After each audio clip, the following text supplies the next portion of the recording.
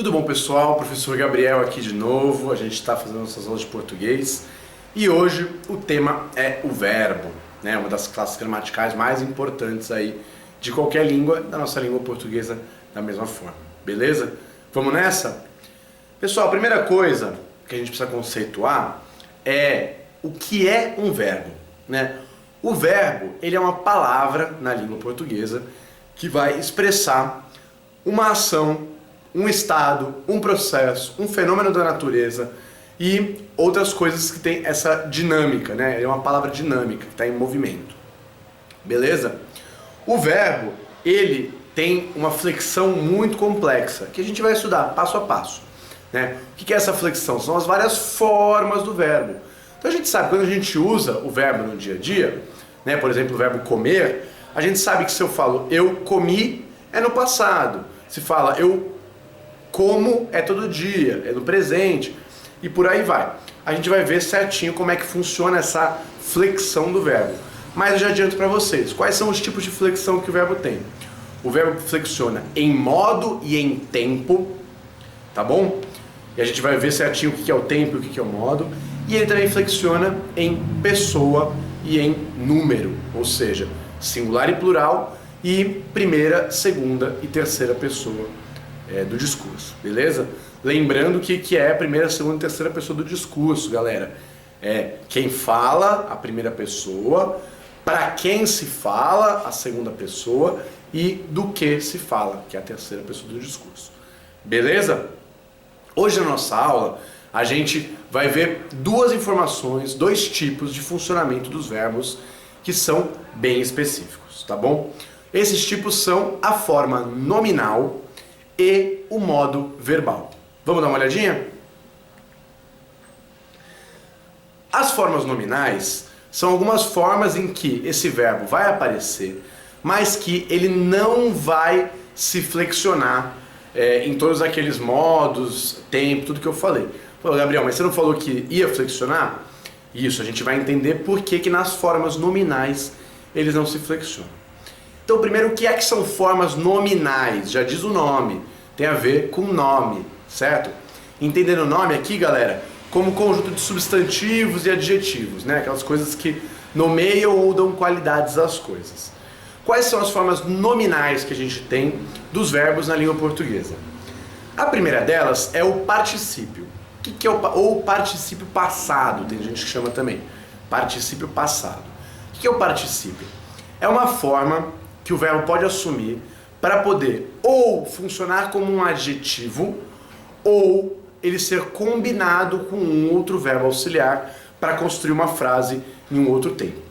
Os verbos no particípio são aqueles verbos terminados com ado, edo, ido, né? Então, amado, comido, partido e por aí vai, beleza? Esses são os verbos que a gente vai encontrar por aí.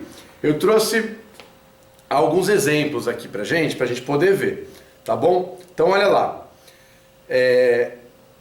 Quando a gente tem a frase trago a pessoa amada em 3 dias, olha o verbo amar aí, ele está na forma amada, né? É uma forma nominal, é o particípio, e ele está sendo utilizado para fazer a função de adjetivo, para caracterizar essa pessoa que vai, né? Esse é um anúncio muito comum aí de cartomantes, adivinhas, que fala que traz a pessoa amada em 3 dias. Então, olha aí, o amada está caracterizando aquela pessoa que vai ser trazida em 3 dias. Beleza? Uma outra forma que ele pode ser utilizado é para construir o passado, para construir um tempo pretérito. Qual que é esse uso? É quando a gente utiliza o tinha, né, o verbo ter, e daí a gente vai conjugar ele como for, mas aqui na nossa frase está assim. Eu tinha amado aquela pessoa antes de ela ir embora. Beleza? Então, o verbo ter, junto com o verbo amar, no particípio, ele vai estar na forma de amado, né? Tinha amado, ele tinha amado, tu tiveste amado, e por aí vai. A gente vai construindo o nosso tempo passado com o verbo auxiliar, que aí no caso é o ter, e o amado no particípio. Não confundam. Quando o particípio ele está na função de adjetivo, ele vai flexionar, ele vai ter gênero feminino e masculino. Quando ele está para fazer um verbo no passado, não vai. Beleza? E o terceiro caso em que ele funciona, o verbo do particípio, é para construir a voz passiva. A gente ainda vai ver como é que funciona, numa próxima aula, a voz passiva e a voz ativa. Mas já adiantando para vocês, tem lá a frase: aquele menino foi muito amado pelos pais. Beleza? Então aí está sendo utilizado para construir a voz de um menino que, quando a gente quer colocar a atenção em quem sofreu aquela ação de ser amado, é uma boa ação, né? E vai utilizar o verbo no particípio também. Combinado? Próximo é o gerúndio. Gerúndio todo mundo conhece, aquela forma que termina com NDO, né? Amando, comendo, partindo. NDO. Ele vai dar o sentido, né? O gerúndio está aí para dar o sentido de uma ação que ainda não acabou, uma ação que ainda está sendo feita, uma ação contínua, tá bom? E ele vai sempre estar acompanhado, ou quase sempre acompanhado, de um verbo auxiliar, né? Então, eu estou fazendo, ela está fazendo, nós estivermos fazendo, por aí vai. Combinado? A terceira e última forma nominal dos verbos é o infinitivo. O infinitivo o que é? É aquela forma que a gente considera a forma neutra do verbo. A forma que aparece no dicionário. Então é amar, comer, partir, né? Então são essas formas que terminam com R, né? Um R puro aí, sem mais nada depois dele. Ele vai ser utilizado também como um substantivo, né? Então tem aí o nosso exemplo, o andar dele é muito elegante, o andar. Né? Andar é o verbo, mas está sendo utilizado como um substantivo. A gente também vai utilizar ele para outras funções substantivas aí que a gente vai vendo com o segmento das nossas aulas. Beleza? Falamos das formas nominais então, particípio, gerúndio e infinitivo. Agora vamos falar um pouquinho sobre os modos, que vai ser na discussão dos modos que a gente vai pensar a outra aula de verbos. Não deixe de acompanhar também a outra aula de verbos, para a gente entender como faz a conjugação, tá bom? Então olha lá, quais são os modos que a gente tem? A gente tem 3 modos nos verbos no português. Vamos do mais fácil para o mais difícil. A gente tem o modo imperativo. O que é o modo imperativo, Gabriel? O modo imperativo é aquele que a gente dá uma ordem ou uma sugestão para alguém fazer alguma coisa, né? Ou se engajar em algum processo, por aí vai.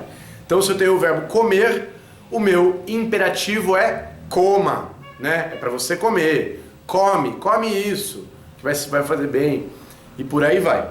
Temos aqui nosso exemplo, né? Eu peguei o mesmo verbo para vocês terem clareza. Então, tá lá, faça a sua lição de casa. Um conselho aí, uma ordem ou uma sugestão que alguém dá para alguém que precisa fazer lição de casa. Beleza? O nosso segundo tipo, né, o nosso segundo modo, é o modo indicativo, que é aquele modo, esse é o modo padrão da nossa conjugação verbal. É aquele modo em que o verbo vai aparecer como nas frases que a gente fala normalmente, tá bom? Então, ele indica coisas que já aconteceram, que acontecem ou que acontecerão. Coisas que estão no passado, presente e futuro, né? Tá aí nosso exemplo. Eu fiz a lição de casa. Então, eu fiz, tá no passado, tá no indicativo. E o terceiro modo que a gente tem é o modo subjuntivo. Esse é o mais complicadinho, mas não tem mistério. Olha lá. É o verbo utilizado para criar uma hipótese ou expressar dúvida.